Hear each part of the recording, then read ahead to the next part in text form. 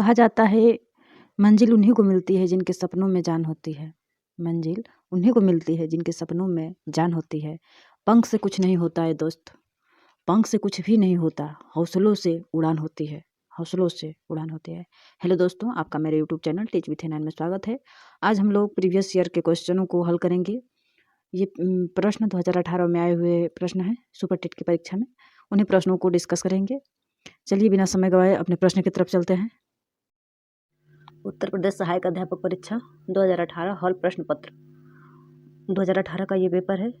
कल इसका पहले वीडियो में इसका पार्ट 1 चला गया जिसमें 50 प्रश्नों को डिस्कस कर चुकी हूँ। आज आगे के प्रश्नों को देखा जाएगा।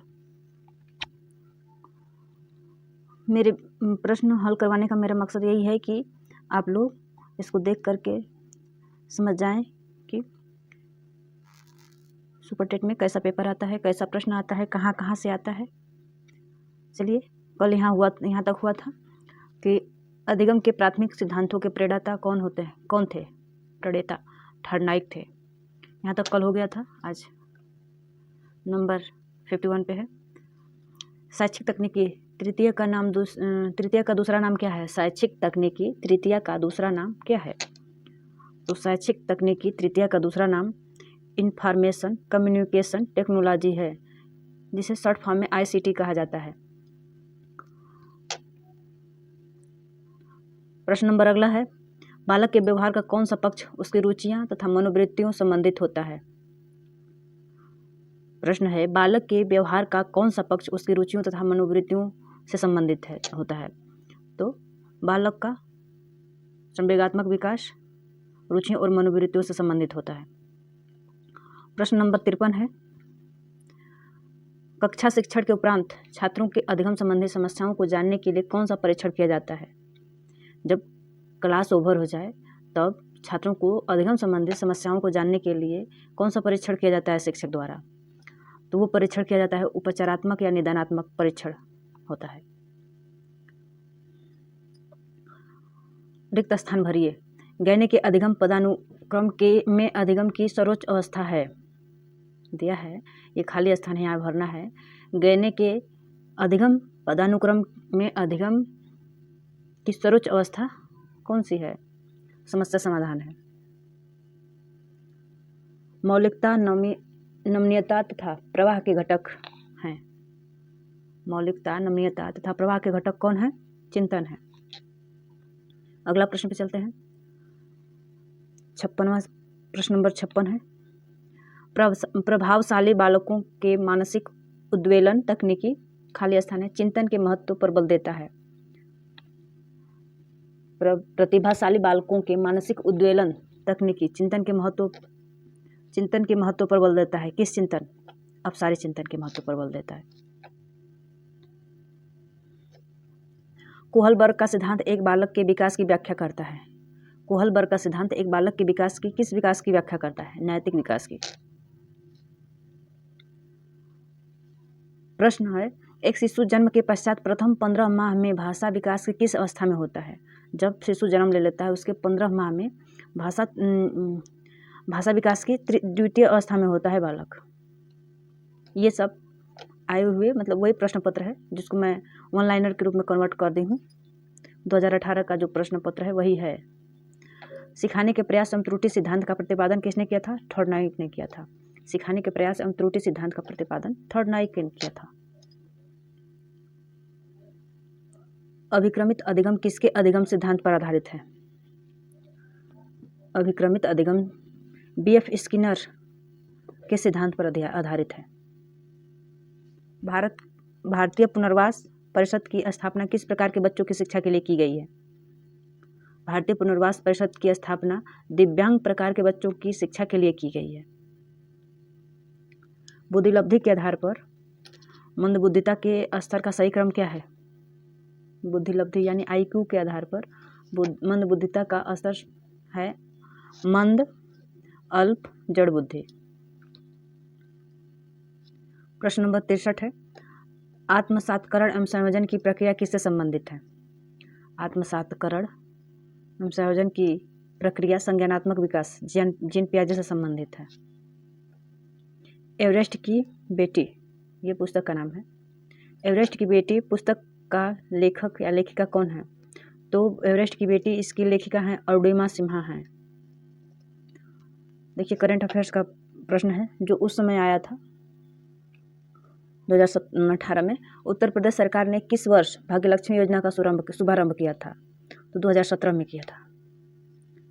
इस प्रश्न से हमें यह पता चलता है कि करंट अफेयर्स साल भर पहले का भी पूछा जाता है। अकबरनामा किसने लिखी है? अकबरनामा अबुल फजल ने लिखी है। भारत कला भवन किस नगर में स्थित है? ये उत्तर प्रदेश स्पेशल से संबंधित है, उत्तर प्रदेश विशेष से संबंधित है। भारत कला भवन ये वाराणसी में स्थित है। जल्लीकट्टू किस राज्य से संबंधित है? तो जल्लीकट्टू तमिलनाडु राज्य से संबंधित है। उत्तर प्रदेश के किस नगर को भारत का सिराज कहा जाता है? तो उत्तर प्रदेश के जौनपुर जिले को भारत का सिराज कहा जाता है। नैमिषारण्य पवित्र स्थल उत्तर प्रदेश के किस जिले में स्थित है? सीतापुर। लखनऊ के लगभग में पड़ता है सीतापुर।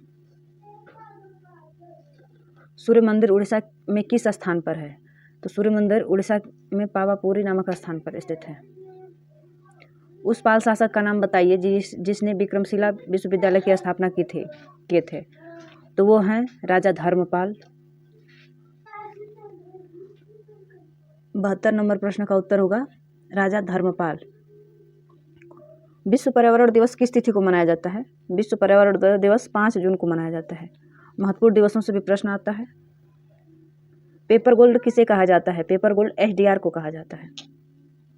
कौन सा ग्रह को लाल ग्रह कहा जाता है? तो मंगल ग्रह को लाल ग्रह कहा जाता है। यहीं पे प्रश्न पूछ देता है कि लाल धब्बों वाला ग्रह किसे कहा जाता है? तो वो बृहस्पति हो जाता है। यहाँ पे लाल ग्रह पूछा तो मंगल होगा, लाल धब्बों वाला ग्रह बृहस्पति हो जाता। लोकटक झील किस राज्य में स्थित है? लोकटक झील भारत के पूर्वोत्तर राज्य मणिपुर में स्थित है। भारत की पहली पूर्णकालिक महिला रक्षा मंत्री कौन है? तो वो हैं निर्मला सीतारमण। वर्ष 2017 में शांति निरस्त्रीकरण और विकास के लिए इंदिरा गांधी पुरस्कार किसे प्रदान किया गया था? तो वो पुरस्कार डॉक्टर मनमोहन सिंह को प्रदान किया गया था। भारतीय नौसेना में पहली महिला पायलट कौन है? शुभांगी सिंह। शुभांगी हैं भारत की नौसेना में पहली महिला पायलट।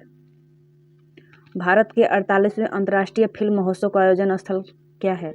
देखिए फिल्म जगत से भी प्रश्न आया है। तो 48वें अंतर्राष्ट्रीय फिल्म महोत्सव का आयोजन गोवा की राजधानी पणजी में हुआ था। भारत के 48वें अंतर्राष्ट्रीय फिल्म महोत्सव का आयोजन गोवा की राजधानी पणजी में हुआ था। स्वच्छ सर्वेक्षण 2017 के अनुसार भारत का सबसे स्वच्छ शहर कौन सा है? वो उस समय का करंट अफेयर्स था। 2018 में आया था तो 2017 का करंट अफेयर्स पूछा गया था। तो यदि पेपर 2022 में होगा तो 2021 का करंट अफेयर्स पूछा जाएगा। इससे हमें इस प्रश्न को हल करने से, इस पेपर को हल करने से हमें यही पता चल रहा है कि यदि 2022 में पेपर होगा तो 2021 का करंट अफेयर्स पूछा जाएगा। यदि 2023 में होगा तो 2022 का करंट अफेयर्स पूछा जाएगा। फिल्मी जगत से फिर प्रश्न आ गया। 64वें राष्ट्रीय फिल्म पुरस्कारों में सर्वश्रेष्ठ अभिनेता किसे चुना गया है? तो वो अक्षय कुमार को चुना गया था। भारत के 21वें मुख्य चुनाव आयुक्त कौन है? ये अंचल कुमार ज्योति उस समय के थे। किसे संयुक्त राष्ट्र संघ का 9वां महासचिव नियुक्त किया गया? तो संयुक्त राष्ट्र संघ का 9वां महासचिव एंटोनियो गुटेरेस को चुना गया। व्यास सम्मान 2017 के लिए किसे चुना गया? ममता कालिया को व्यास सम्मान के लिए 2017 में चुना गया। विश्व शौचालय दिवस किस तिथि को मनाया जाता है? 19 दिसंबर को। दिवस से फिर प्रश्न आ गया। अगस्त 2017 में फिल्म प्रमाणन बोर्ड का नया अध्यक्ष किसे चुना गया? प्रसून जोशी को। फिल्म जगत से ये तीसरा प्रश्न है। वर्तमान में सर्वाधिक चीनी उत्पादन करने वाला भारतीय राज्य कौन सा है? वो है अपना उत्तर प्रदेश। वर्ष 1893 में किस शहर में स्वामी विवेकानंद ने भारत की प्रतिनिधि के रूप में विश्व धर्म संसद के में प्रेरणादायक भाषण दिया था? वो अमेरिका के शिकागो में दिए थे। डूरंड कप किस खेल से संबंधित है? डूरंड कप फुटबॉल खेल से संबंधित है। खेल से भी प्रश्न आता है कि कौन सा ट्रॉफी किस खेल में दिया जाता है? कंडला बंदरगाह का हाल ही में परिवर्तन नया नाम क्या है? ये करंट अफेयर से संबंधित प्रश्न है। जो उस समय जल्द में ही घटना ये घटी थी, नाम बदला था, तो उसका नाम दीनदयाल बंदरगाह है। विश्व मानवाधिकार दिवस किस तिथि को मनाया जाता है? विश्व मानवाधिकार दिवस 10 दिसंबर को मनाया जाता है। अपने किस पुस्तक के लिए रविन्द्रनाथ टैगोर को नोबेल पुरस्कार दिया गया था? तो पुस्तक गीतांजलि है। अब कंप्यूटर के कुछ प्रश्न हैं।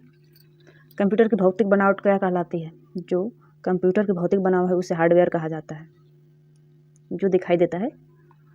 कंप्यूटर का दिमाग होता है, कंप्यूटर का दिमाग क्या होता है? सीपीयू। सीपीयू का full form central processing unit. Website का मेन पेज क्या कहलाता है? Home page. वेबसाइट का मेन पेज होम पेज कहलाता है। एक डिजिटल कंप्यूटर में डाटा किस रूप में संरक्षित रहता है? तो एक डिजिटल कंप्यूटर में डाटा बाइनरी 0 और 1 के रूप में संरक्षित रहता है। ईमेल से जुड़ी फाइल जो ईमेल प्राप्त करने वाले को भेजी जाती है उसे क्या कहा जाता है? ईमेल की से जुड़ी फाइल जो ईमेल प्राप्तकर्ता को भेजी जाती है उसे अटैचमेंट कहते हैं, उस फाइल को।